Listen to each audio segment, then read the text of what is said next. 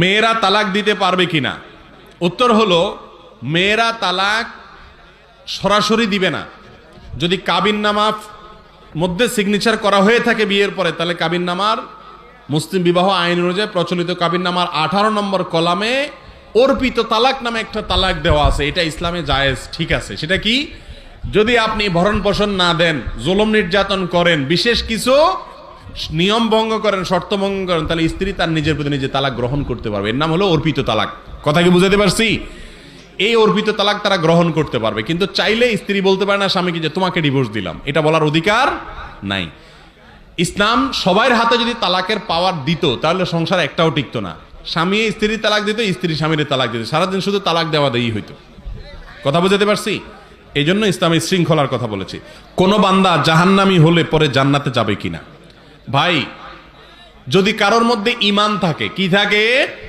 সে যদি মনে করে আল্লাহ ছাড়া সত্যিকারের কোনো মাবুদ নাই, এরকম ঈমান যদি থাকে, আবার ওইরকম ঈমান যদি থাকে যে ওই যে কানাবি সুর গান গায়, তাহলে তো আর ঈমান নাই, ওটা তো বেঈমান হয়ে গেছে, তাই না?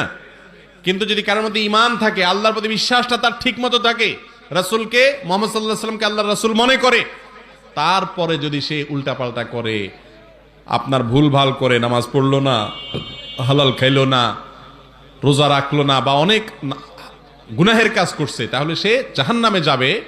কিন্তু ওই যে ঈমানটা মূল আছে, সেজন্য একসময় আল্লাহ তাআলা তাকে কি দিবেন? জান্নাত দিবেন। আমাদের দেশে একটা গ্রুপ বাইর হয়েছে, এরা হাদিস অস্বীকার করে, এদের নাম হলো আহলে কোরআন। এই দুষ্টরা মানুষদেরকে বলে যে একবার জাহান্নামে গেলে আর সে বাইর হবে না, শেষ। অথচ এটা সঠিক কথা না, এটা ভুল কথা। বুখারীর হাদিসে আসছে, রাসূলুল্লাহ কারীম সাল্লাল্লাহু আলাইহি ওয়াসাল্লাম বলেছেন, সর্বশেষ জাহান্নাম থেকে যে ব্যক্তিকে বের করা হবে, সেই ব্যক্তির বিবরণ উনি দিয়েছেন। তাহলে বোঝা গেল, জাহান্নামে যাওয়ার পরেও যদি ঈমান থাকে, একদিন না একদিন সে কোথায় যাবে? ইনশাআল্লাহ জাহান্নামে, এই জান্নাতে যাবে। এটাই হলো আহলে সুন্নাত জামাতের বিশ্বাস। কিন্তু আগুনে পুড়ে জাহান্নামে সাজা খায়া তারপরে জান্নাতে যাওয়া ভালো, নাকি প্রথম চান্সে যাওয়া ভালো?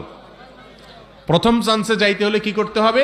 এই যে এতক্ষণ বললাম, 5টা পিলার দিয়া, ওয়াল দিয়া, ছাদ দিয়া, ফ্লোর দিয়া আপনি ইসলাম নামক ঘরটাকে পরিপূর্ণ করবেন, কালার টালারও দিবেন ঠিক মতো, ওইদিকে জান্নাতে সরাসরি প্রবেশ করবেন ইনশাআল্লাহ। শুধু পিলার একটা আছে, ঈমান আছে, আরেকটা ভাঙ্গা, নামাজ আছে অর্ধেক, আছে অর্ধেক নাই, আরেক পিলার রোজা কোন রকম আছে, যাকাত হজের তো পিলার আছে, গরিব মানুষের জন্য নাই, আর মা বাবার কথা শুনেন না, ওয়াল একটা নাই, তারপরে হালাল খান না, 2 নম্বর উপার্জন করেন, আরেক ওয়াল নাই। এভাবে কোন রকম একটা ভাঙাচুরা ইসলামের বাড়ি বানাই।